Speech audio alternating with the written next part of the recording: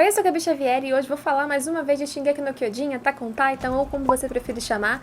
E hoje a gente vai falar de uma família muito famosa e um assunto também muito esperado por vocês aqui no canal, vocês que me acompanham aqui no canal, que é sobre a família Ackerman. Nós vamos falar algumas coisas que nós já descobrimos sobre essa família, o porquê das pessoas dessa família serem tão fortes e especiais, digamos assim, e um pouquinho do background da história de cada um dessa famosa e importante família Ackerman. Fique avisado que sim, nós teremos spoilers, inclusive spoilers do último capítulo que foi lançado do mangá até então, o capítulo 93, e é justamente até este capítulo que eu me baseio para fazer este vídeo. Então, se até você assistir tiver mais alguma atualização com novos capítulos, eu vou me preocupar em colocar um comentário fixado com qualquer nova informação que a gente tiver, e se tiver muitas alterações eu faço um novo vídeo.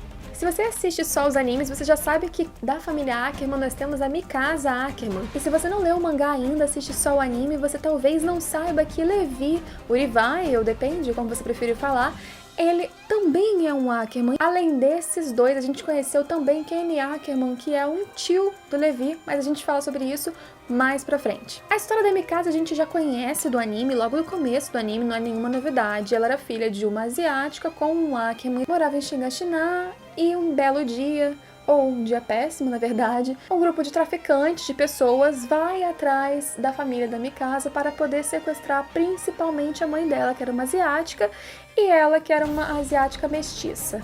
Mas a gente já sabe o que acontece, os pais dela são assassinados, o Eren chega, salva ela, e no final das contas a Mikasa tem um despertar.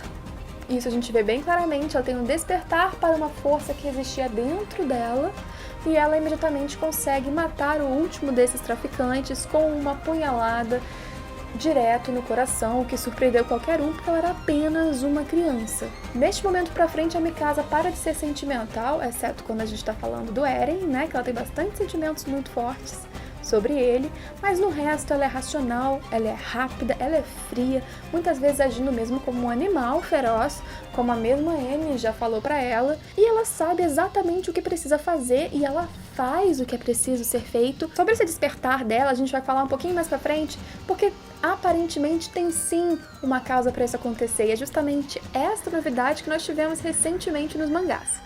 O Levi não é diferente, ele também teve um momento de despertar, como ele mesmo falou pra Mikasa, um momento na sua vida em que você pode acompanhar em um dos ovas que a gente tem de Shingeki no Kyojin, vou deixar algumas imagens passando, em que ele vê seus companheiros de tropa de exploração mortos, pessoas próximas a ele mortas, estraçalhadas por um titã, e naquele momento algo desperta dentro dele, algo acorda dentro dele, ele tem um poder de destruição incrível, o que numa pessoa como Levi é algo realmente destruidor, porque ele aprendeu com o seu tio quando criança a ser realmente um assassino, a poder matar, saber se defender e atacar. Imagina se uma pessoa dessa de repente tem uma explosão dentro de si e tudo é potencializado ao máximo.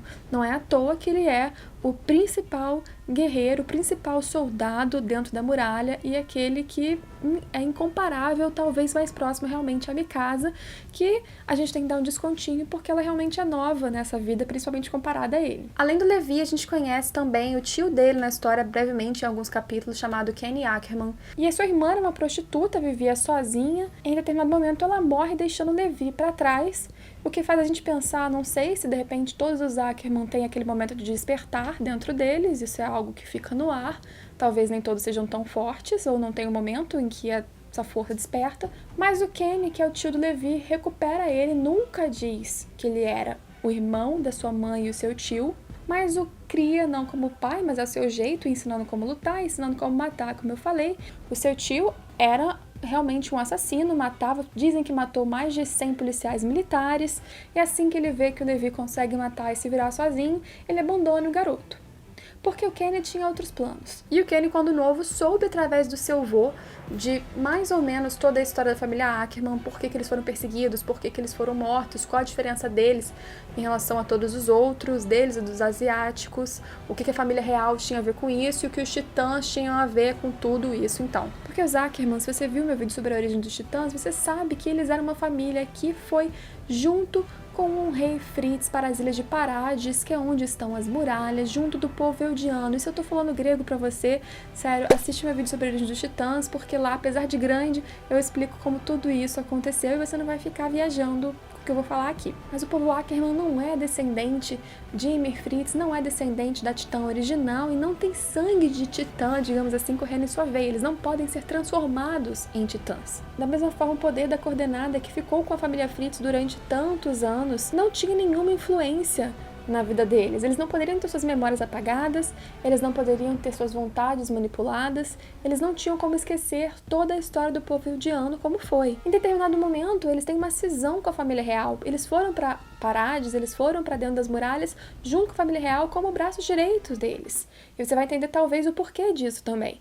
Mas em algum momento eles não concordaram mais, eles não quiseram mais aquele marasmo, aquela vontade do rei Fritz de todos os anos, 13 anos após 13 anos, não querer entrar em guerra, não querer se rebelar, viver uma paz fictícia, como se o mundo estivesse todo ótimo e achando que os titãs não eram nenhum mal para a sociedade. Pessoas que não esqueciam o passado e não concordavam com a coroa eram muito perigosas, e por isso os Akerman e também os asiáticos que estavam na mesma situação dos Akerman, junto da coroa, porém não concordando, foram perseguidos e quase extintos, e por isso hoje a gente não tem quase nenhum destes personagens. E é por isso talvez que os remanescentes, como a família do Levi, viviam em regiões do submundo mesmo, lá dentro das muralhas e em condições péssimas. O Kenny a princípio achou aquilo engraçado, mas em determinado momento ele vai atrás da família real verdadeira, não aquela que se posicionava como Fritz, mas aquela que se posicionava escondida como Raiz, a que tinha realmente o poder do Titã com a Coordenada, e ele vai até lá com o intuito de matar Uri Raiz, que era o verdadeiro rei.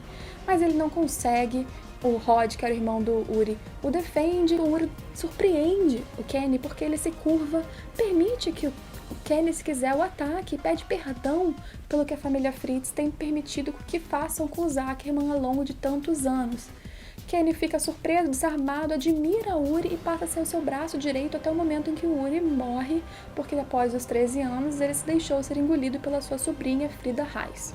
E aí, se você quer saber o que aconteceu com a Frida Raiz, é só assistir o vídeo também sobre Eren e Grisha Yeager. O Kenny, depois disso, acabou entrando para a polícia militar em um esquadrão especial dele, comandado por ele. Continuou sendo uma figura lendária por todos os assassinatos que ele já cometeu. E aparentemente ele também teve o seu momento de despertar, embora a gente não saiba como isso aconteceu ainda.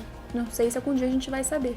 Porque, de fato, o Kenny hoje não está mais vivo na história. E foi justamente no seu leito de morte que ele contou pro Levi que ele era um Akerman, que ele era o seu tio. Foi só aí, então, que o Levi descobriu quem ele era, qual família era dele, embora ele não pareça ter sentido grande coisa com essa informação. Mas pra gente é muito importante, porque no capítulo 93 a gente descobre, numa informação bem solta, nem um pouco aprofundada, que os Akerman são uma família que foi como uma arma biológica, não sei, mas através de experiências antigas, feitas lá atrás, eles tiveram o seu corpo geneticamente modificado, não o seu corpo físico, mas o seu sangue, pelo menos, geneticamente modificado, com tecnologia titã.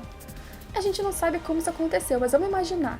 Talvez eles não sendo transformados em titãs com fluidos da medula dos titãs inseridos neles, talvez vários testes tenham sido feitos de qualquer forma, colocando vários códigos genéticos, fluidos da medula dos titãs no corpo de vários Akerman. Em algum momento isso deu uma combinação certa que criou super-humanos, criou pessoas que no momento certo sabem ser frias, rápidas, ágeis, com pensamento assertivo, conseguem extrapolar os limites da força e de todas as suas capacidades físicas. E essas semelhanças são todas vistas realmente na Mikasa e no Levi, então não é nenhuma surpresa agora que a gente descubra que isso tudo venha de uma experiência antiga e, ó, de novo, ligada a titãs. Mas eles não se transformam, o corpo deles não vira outra coisa, eles não adquirem características físicas expressamente especiais, mas eles estão aí mostrando que são ser humanos, super ser humanos, uma espécie de arma X, mutantes, não sei. Talvez a gente tenha informações mais relevantes sobre isso, possivelmente a gente vai ter informações mais relevantes sobre isso, não sei se no próximo capítulo ou nos próximos, se vai demorar ou não, mas qualquer grande atualização eu faço um vídeo novo. O mais rapidamente que eu pude, esta foi a família Ackerman. O que nós sabemos já sobre a família Ackerman, essa família que tem muito mais a contar pra gente, realmente são super-humanos, realmente não são pessoas comuns, coincidentemente muito habilidosas, não. Eles têm alguma coisa no código genético deles que faz com que os Ackerman consigam, em determinado momento, explodir as capacidades deles e se transformarem os melhores guerreiros que chegam a dar medo e assustar e a traumatizar até Zack, filho de Grisha Yeager, o nosso titã bestial, que diz que nunca mais quer encontrar com eles porque a experiência foi traumática. E é isso, gente. Não esquece de deixar seus comentários. Eu sempre leio, eu não posso não responder todos, porque às vezes são muitos. Gosto muito de ver as sugestões de vocês. Curte o vídeo se você gostou, se inscreve se você não é inscrito ainda para ver os próximos conteúdos e a gente se vê nos próximos vídeos. Tchau, tchau!